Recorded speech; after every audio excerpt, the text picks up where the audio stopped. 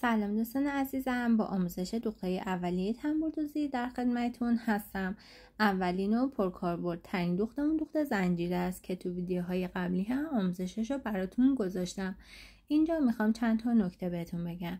متناسب با طرحی که در حال دوختش هستید، وقتی که به منحنی میرسید باید طول زنجیره رو کوتاه‌تر در نظر بگیرید تا بتونید منحنی رو به شکل صحیح اجرا کنید. ولی زمانی که روی خط مستقیم و صاف دارید دوخت میزنید، میتونید طول زنجیره هاتون رو بیشتر بگیرید تا دوختتون سریعتر پیش بره.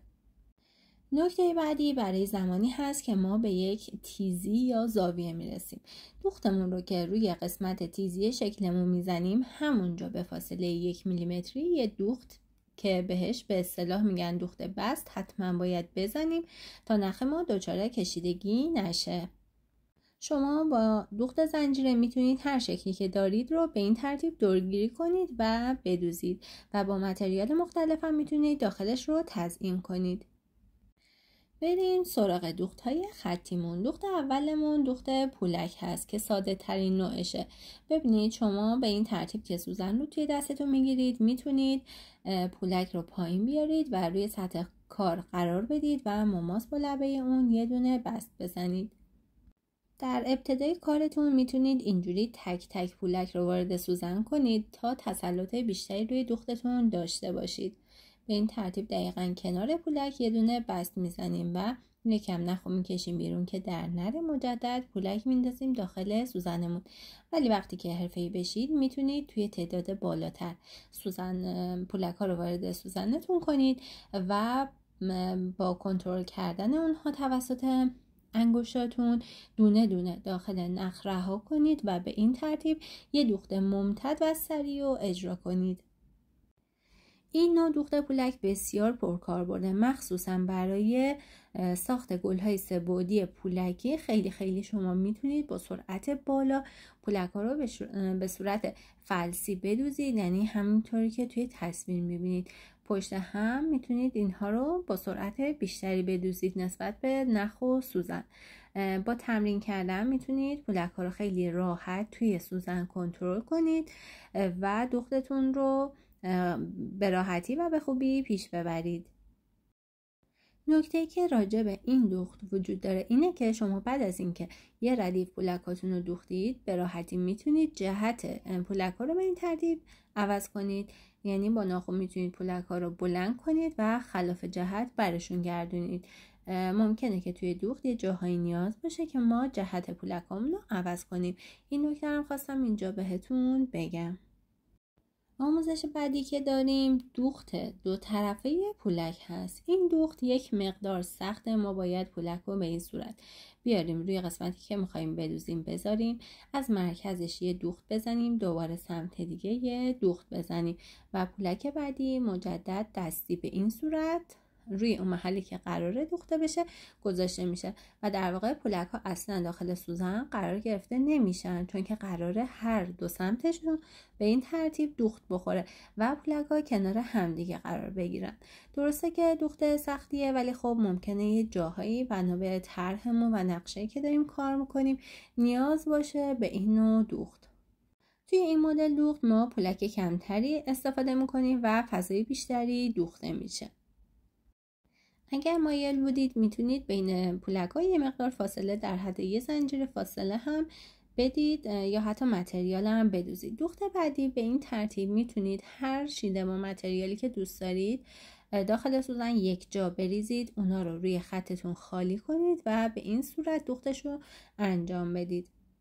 من اینجا برای دو طرف کاری پولک در نظر گرفتم و وسطش منجق. دوباره اینجا یه زنجیره میزنم، یه مقدار جلو میرم که فضا باشه برای پولک بعدی و همون چیدمان رو مجدد داخل سوزن قرار میدم و دوختش رو انجام میدم.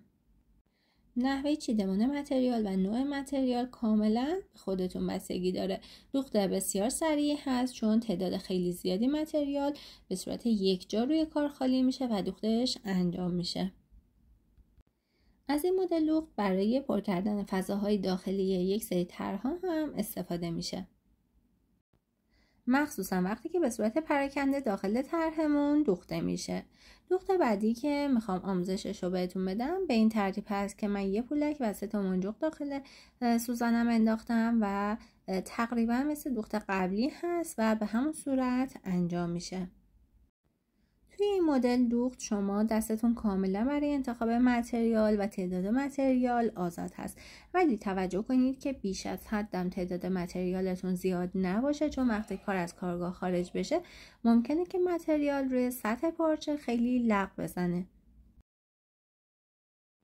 بعد از اینکه دوخت اول انجام میدم یه زنجیره میزنم که یه فاصله بیفته و فضا برای دوخت پولک بعدی به وجود بیاد. به این ترتیب مجدد همون تعداد متریال رو با همون چیدمان روی سطح کارم خالی میکنم و دوخت رو انجام میدم و ادامه میدم. توی این مدل دوخت و انتخاب متریال، رنگ بندی اونها و چیدمانی که در نظر میگیرید توی نتیجه نهایی کارتون بسیار مهم هست. حتما به این موضوع دقت کنید. تمام این دوخت‌ها دوخت‌های اولیه و ابتدایی تنبوردوزی هستن که شما با سلیقه خودتون و با تغییر متریال میتونید خیلی تنوع زیادی به اونها بدید و دوخت‌های بسیار جالبی داشته باشید.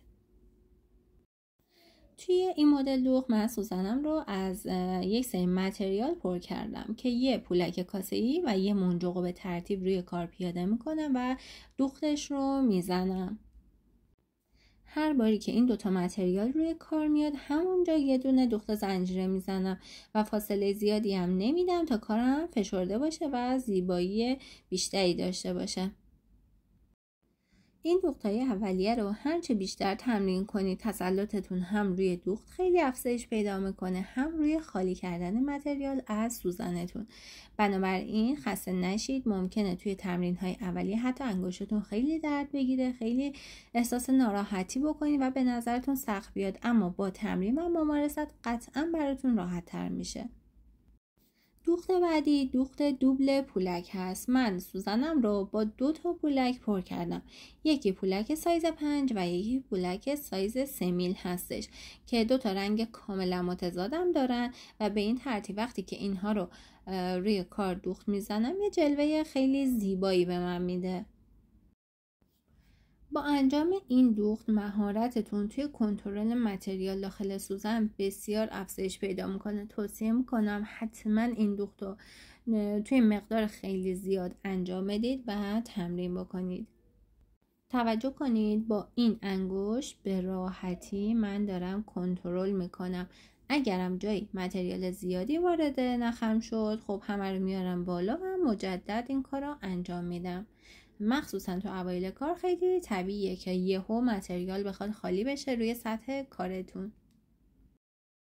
شما هرچی تعداد پولک بیشتری رو بتونید توی سوزنتون همون ابتدای کار بریزید در نتیجه میتونید دوخت خیلی سریعتری داشته باشید. در نهایت زیر رو روی کاری دست میکشیم تا پولک ها منظم‌تر بایسته. آموزش بعدی دوخت منجق هستش. ببینید ما یه جاهایی ممکنه که بخوایم منجق ها رو به صورت ممتد روی حالا طرحی روی خطی چیزی بدوزیم. به این ترتیب من 3 تا خالیشون میکنم. شما میتونید حتی تک تک یا 2 تا این کار رو انجام بدیم، ولی دیگه بیشتر از 3 تا نباشه که فاصله بینشون نیفته. بدون زدن هیچ زنجیره اینا رو من ممتد دوختم. حالا ممکنه یه جای ما بخوایم با فاصله کار کنیم، اینجوری که 2 تا منجق خالی کنیم، یه دونه زنجیره و بازم 2 تا منجق. هر جفت اینها میتونه که کاربردی باشه، یا حتی مثلا 3 تا منجق خالی کنید، یا مثلا 2 تا منجق باشه وسطش یه کریستال باشه. میبینید که با تغییر، با کوچکترین تغییر کلا نوع دوخت عوض میشه و میتونیم که تنوع بدیم. من اینجا منجق ها رو به صورت تکی با فاصله یه زنجیره میدوزم. آموزش بعدی دوخت ساقه دوزی هستش که فوق العاده پرکاربرده. خوب دقت کنید که همین نکاتش رو میخوام بهتون بگم. من 4 یا 5 تا منجق رو روی کار خالی میکنم، یه دوخت میزنم، کنارش بستش رو میزنم که دوخت من کشیده نشه، برمیگردم تا مرکز دوخت قبلی. یه دوخت که زدم همونجا به فاصله 1 میل یه دونم باید بست بزنم و دوباره همون تعداد منجق رو دقیقاً میام روی خط دوختشو میزنم و بستشو میزنم. دوباره برمیگردم قسمت پایین و اینجا منجقا رو خالی میکنم، نخمو خوب میکشم دیگه. اینجا میشه که بستو نزد، ولی اگه بزنید کارتون بهتر میسته. ولی اینجا دوختو که زدم باز بستشو میزنم. توی برگه شما اگه نخو خیلی خوب بالا و پایین بکشید خود نختون قفل میشه و چون تحت فشار نیست مشکلی پیش نمیاد. ولی توی دوخت بعدی سر دوخت، یعنی زمانی که اینجوری منجقو خالی میکنیم و دوختو میزنیم، اینجا حتما باید یه بستو بزنید. اینو فراموش نکنید. این دوختم فوق العاده راحت و فوق العاده پرکاربرد هست توی تزییناتمون. توصیه میکنم تمام این دوختای اولیه رو حسابی تمرین کنید تا دستتون راه بیافته.